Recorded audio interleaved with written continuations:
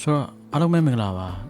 ါဒီနေ့မှာတော့ဒါတူနာဘူမီလေးစိတ်ကိုရောက်နေတယ်ပေါ့နော်အဲ့တော့ဒီဗီဒီယိုလေးမှာဒီထိုင်းနိုင်ငံကိုအလဲလာမဲ့သူတွေအတွက် VAT refund ဘယ်လိုပြန်ထုတ်ရမလဲဆိုတာလေးကိုပြပြပေးတော့မှ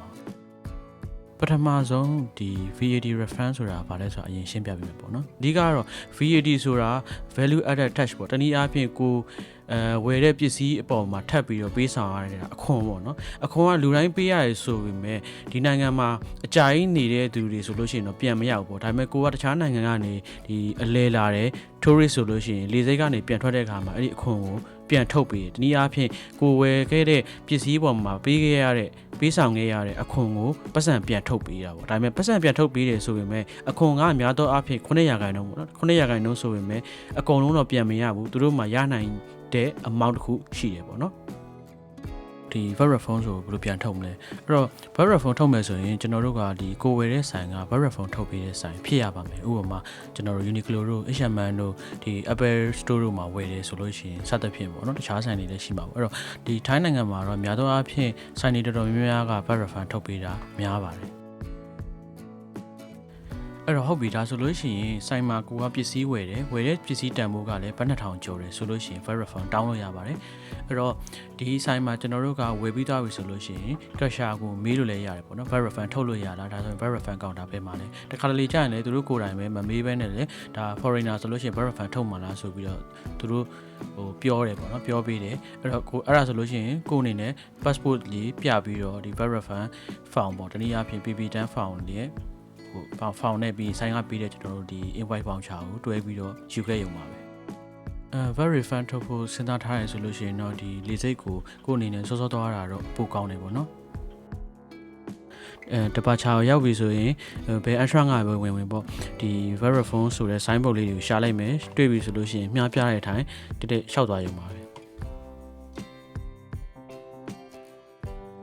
ဲနောက်တတိထားရမယ့်အချက်ကကိုယ့်ရဲ့လက်ထဲမှာပေါ့နော်တခါတည်းအစင်သင့်လောက်ထားမယ့်အရာတော့ပါဆို passport ရယ် PP10 form ရယ်ပြီးတော့ဒီဆိုင်ကထုတ်ပေးလိုက်တဲ့ voucher ရယ်ပေါ့နော်ပြီးတော့ကျွန်တော်တို့ကိုဝယ်ထားတဲ့ပစ္စည်းတွေပေါ့အများသောအားဖြင့်တော့တချို့ဆိုလို့ရှိရင်အဝယ်စားဆိုရင်အိတ်လေးနဲ့တက်တက်ထုတ်လာတာတွေ့ရတယ်ဥပမာဖုန်းဆိုလို့ရှိရင်လည်းကိုယ့်ရဲ့လက်ထဲမှာဖုန်းကင်ထားပေါ့နော်အဲ့လိုမျိုးတခါတည်းအစင်သင့်လောက်ထားတာပိုကောင်းပါတယ်တကယ်လို့များမေ့ပြီးတော့ဒီ check in package ထဲမှာထည့်မိရဲဆိုရင်ဒီမှာအဆင်မပြေနိုင်ပါဘူးဘာဖြစ်လို့လဲဆိုတော့သူကဖုန်းဆိုလဲဖုန်းကိုတောင်းပြီးတော့ကြည့်လို့ရှိပါတယ်များပြထားတဲ့အတိုင်းတက်တက်လျှောက်သွားမယ်ဆိုရင်အဆုံးမှာVAT refund counter ကိုတွေ့မှာပါဒါပေမဲ့ဒီနေရာပတ်စံထုတ်ပေးတဲ့နေရာလားဆိုတော့မဟုတ်သေးပါဘူးဆိုင်ကယူလာတဲ့ PP10 form ပေါ်မှာတစ်စိတ်တုံးထုတ်ပေးတဲ့နေရာပါဆိုတော့ဒီနေရာမှာလူများနေလို့ရှိရင်ဝင်ပြီးတော့တန်းစီလိုက်ပေါ့နော်အခုနောက်ပိုင်း policy ပြောင်းသွားတာဒီကိုဝယ်ထားတဲ့ပစ္စည်းတန်ဖိုးကဘတ်2000အောက်ဆိုလို့ရှိရင်ဒီနေရာမှာတစ်စိတ်တုံးထုတ်စရာမလိုဘူးလို့ဆိုပါတယ်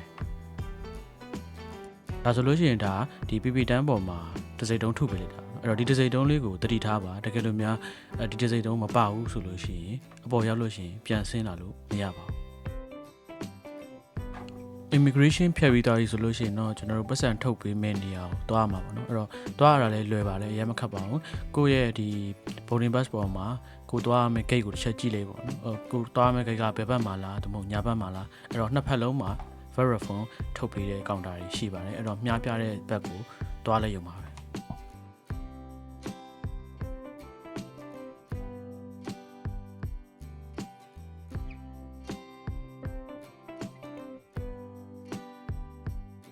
ဲဒါဆိုလို့ရှိရင်တော့ကျွန်တော်တို့ကိုသွားမယ့် gate ဘက်ကိုပဲတက်တက်လျှောက်ပြီးသွားရုံပါပဲအဲ့တော့ကိုကဘယ်ကိုသွားမှမသိဘူးဆိုလို့ရှိရင်လည်းအပေါ်မှာရှိတဲ့လမ်းညွှန်ဆိုင်ဘုတ်တွေကိုကြည့်လို့ရတယ်ပေါ့နော်အဲ့မှာဆိုရင်ကျွန်တော်တို့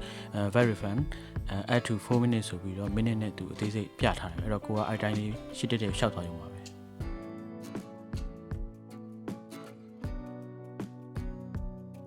ဲဒီနေရာမှာလည်း